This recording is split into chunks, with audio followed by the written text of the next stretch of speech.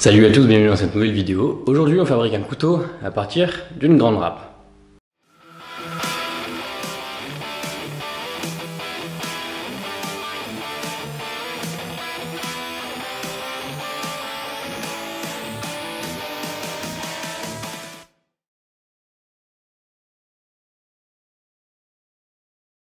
Dans la vidéo d'aujourd'hui, on va fabriquer un couteau à partir de cette grande râpe. C'est des styles de couteaux qui sont plutôt bien appréciés, qui sont plutôt cool puisque ça nous permet d'utiliser des matériaux de récupération qui sont relativement simples à travailler dans le sens où tout est déjà plat, droit et la plupart du temps on a du bon acier. Donc comme vous pouvez le voir, j'ai déjà dessiné un gabarit de couteau qui est plutôt grand et je vais pouvoir essayer d'en tirer un maximum sur cette râpe là. Mais avant de se lancer directement dans la réalisation du couteau en lui-même, il va falloir qu'on sache si oui ou non cet acier peut être utilisé. Alors la question peut paraître un petit peu bizarre puisque finalement c'est de l'acier qui est durci, sinon l'objet ne pourrait pas servir pour ce pourquoi il a été fait. Mais lorsqu'on veut utiliser des râpes ou des limes, ce qui est important de savoir, c'est qu'elles ne sont pas toutes faites intégralement en acier carbone.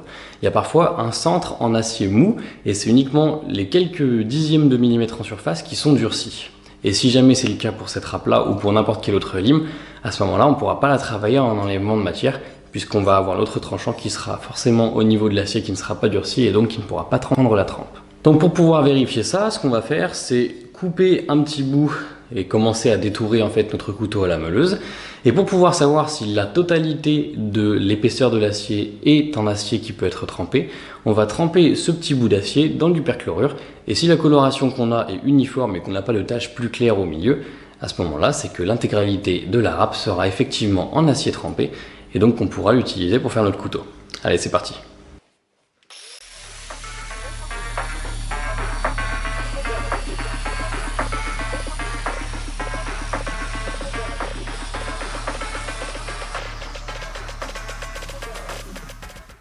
Voilà, donc vous l'avez vu lorsque j'ai coupé, on a beaucoup d'étincelles qui sont assez courtes et surtout très fournies en petits feux d'artifice à la fin. Donc c'est probablement de l'acier carbone, on a un bon grain et il tord pas, il casse. Donc je suis presque sûr que effectivement je vais pouvoir m'en servir. On va quand même faire notre test au cas où.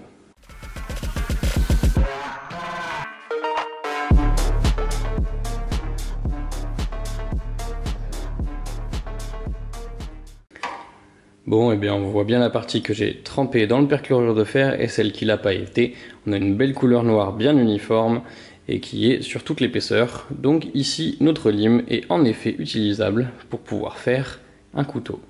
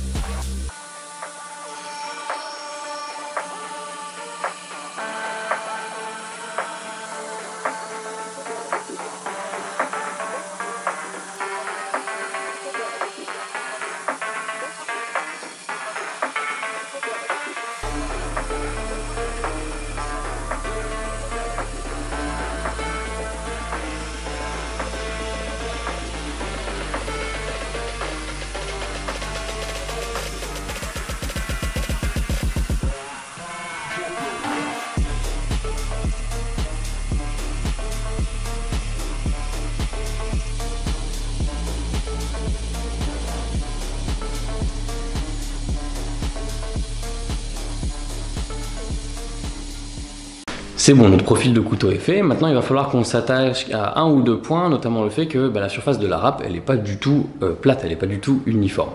Pour pouvoir percer nos trous et avoir un outil qui soit entre autres utilisable pour la suite, il va falloir qu'on aplatisse tout ça. Ça va nous permettre de révéler un petit peu le motif qu'il y avait sur la râpe. Donc on va passer sur le backstand avec une grande roue de ponçage pour pouvoir essayer d'aplatir tout ça.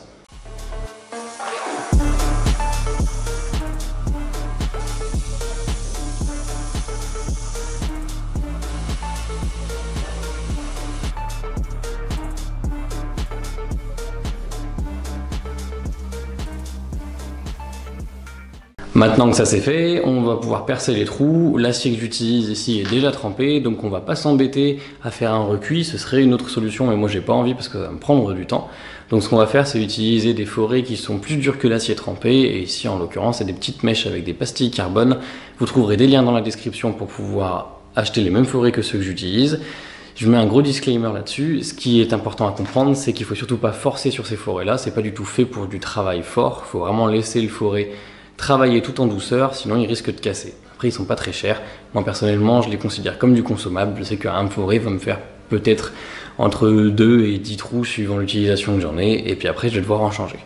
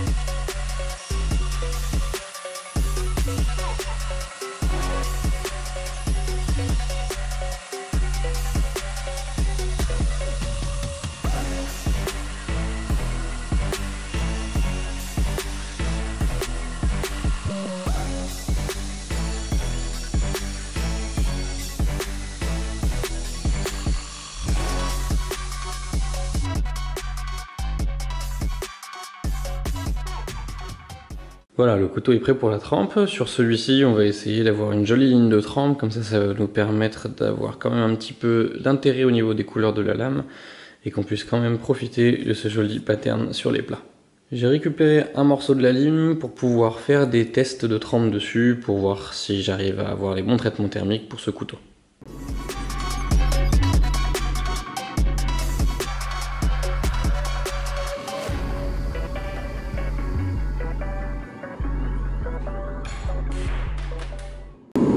Ok, on a un grain qui est plutôt fin, donc ça me convient, on va pouvoir faire la même chose pour l'autre.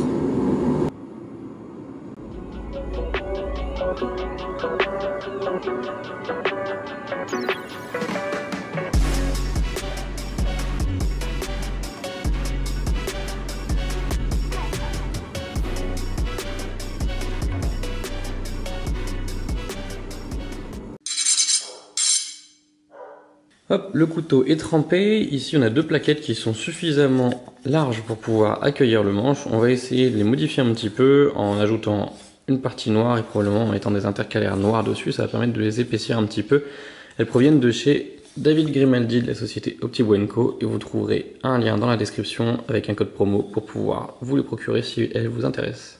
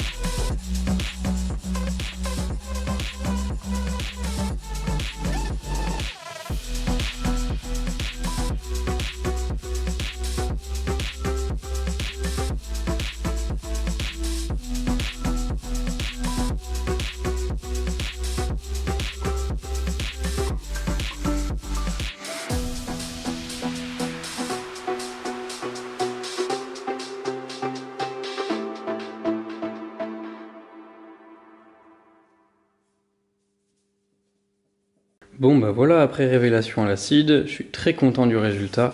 On a quelque chose de plutôt homogène. Et ce qui est très intéressant, c'est qu'on garde en fait le motif des dents qu'il y avait dans la râpe. Donc c'est très très cool. Ça a bien accentué ma délimitation au niveau de la ligne de trempe. Et de l'autre côté, comme on a un motif qui est un petit peu différent, on a aussi un motif différent sur la ligne de trempe. Donc très très cool. Allez, il reste plus qu'à faire le manche.